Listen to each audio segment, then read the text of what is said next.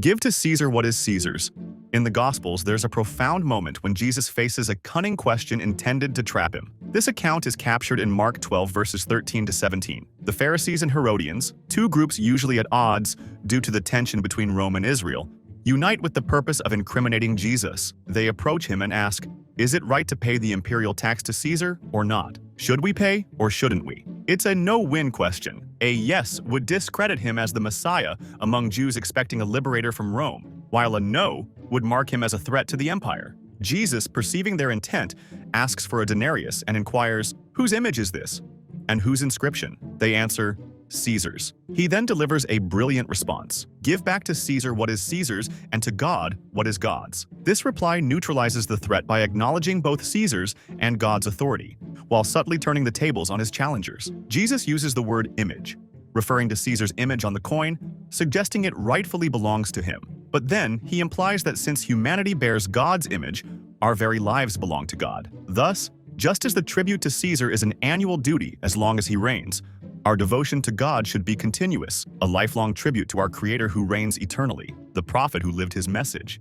John the Baptist, often called the greatest prophet by Jesus himself in Matthew 11 verse 11, didn't embody greatness by worldly standards. His lifestyle was far from luxurious. He dwelled in the wilderness, survived on locusts and honey, and wore camel skins. Yet, John's significance went beyond his appearance or lifestyle. As the final prophet before Jesus, John's entire life served as a living parable, an embodiment of repentance and renewal, much like the prophets who came before him. He didn't merely preach repentance. His life symbolized it in every aspect, from his solitude in the wilderness to his rejection of societal comforts. Like other prophets, John was called to live out the message he conveyed. Isaiah, for instance, went naked for 3.5 years, demonstrating Israel's impending exile, while Ezekiel enacted a siege to symbolize Jerusalem's judgment. John's life followed this prophetic pattern, portraying repentance through his choice to live in the wilderness, a stark rejection of the secular society he had left behind. His rugged clothing and simple diet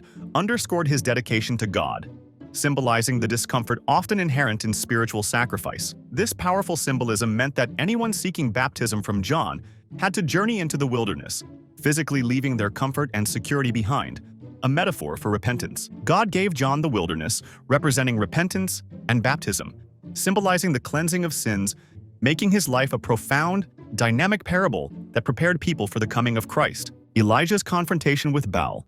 The time of Elijah marked one of Israel's most turbulent and spiritually dark eras. King Ahab, under the influence of his wife Jezebel, actively promoted Baal worship, erecting altars and statues for the pagan god Baal, while ruthlessly suppressing the worship of Yahweh.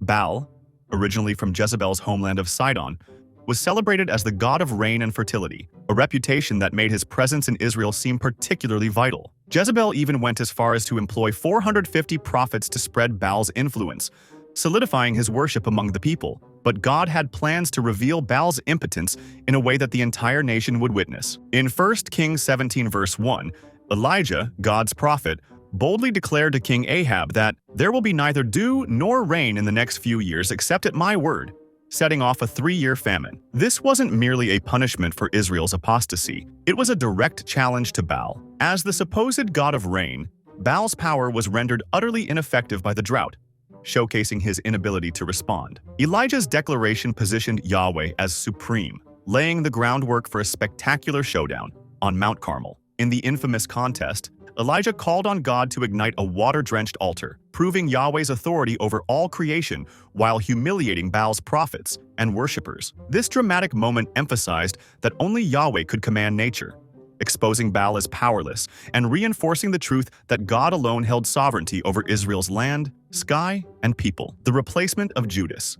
The replacement of Judas Iscariot in Acts 1 raises intriguing questions, especially in light of Peter's use of Psalm 109 as a scriptural basis. On the surface, Peter's reference to Old Testament verses might seem somewhat disconnected. Why did Peter find it crucial to interpret a psalm as justification for replacing Judas? Psalm 109 indeed appears to have a prophetic dimension, similar to other messianic psalms like Psalm 22, which express profound emotions that align with Jesus' experiences. Many scholars have speculated that certain psalms might carry a dual voice, with King David's laments and prophecies offering glimpses into Jesus' feelings during his betrayal and crucifixion. Psalm 109 contains verses that, in context, may reflect aspects of Jesus' relationship with Judas. Verses like, "In return for my friendship they accuse me," echo Jesus' betrayal and his steadfastness in the face of accusations from the Pharisees and others, as seen in the Gospels. John 15 verses 24 to 25. Verse 16, which condemns a man for not thinking of kindness and preying upon the poor and needy, aligns intriguingly with John's description of Judas, who was known to steal from the disciples' funds and showed a lack of genuine care for the poor.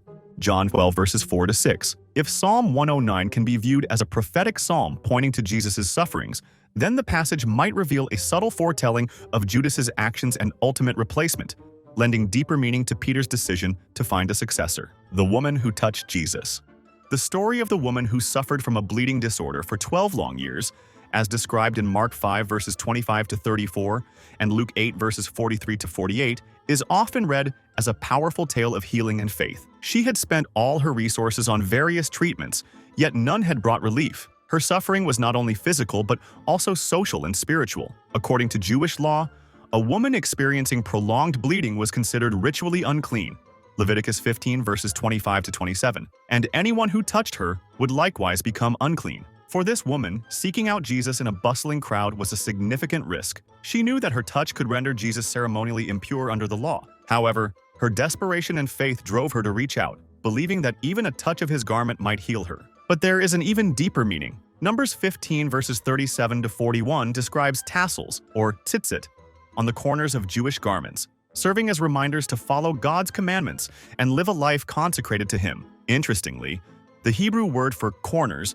can also mean wings, a poetic image referenced in Malachi 4 verse 2, where the Son of Righteousness will rise with healing in his wings. It's likely that this woman, familiar with this prophecy, intentionally reached for Jesus' tzitzit, the wings of his garment, in faith that he was the one to bring true healing. Instead of her touch making him unclean, Jesus' purity made her clean, reversing the traditional effect of impurity and demonstrating the power of his divine cleanliness to purify and restore. This profound moment reflects Jesus' role in fulfilling the law, bringing not just physical healing, but spiritual restoration to those who come to him in faith. If you enjoyed diving into these often overlooked Bible stories and discovering the deeper meanings behind them, then you won't want to miss our upcoming video, Every Common Biblical Misunderstanding Explained, Part 1. We'll be unraveling some of the most commonly misunderstood verses and themes in Scripture, exploring context and interpretation to uncover what these passages truly mean. Be sure to tune in and clear up those lingering questions about the Bible's most widely misinterpreted teachings.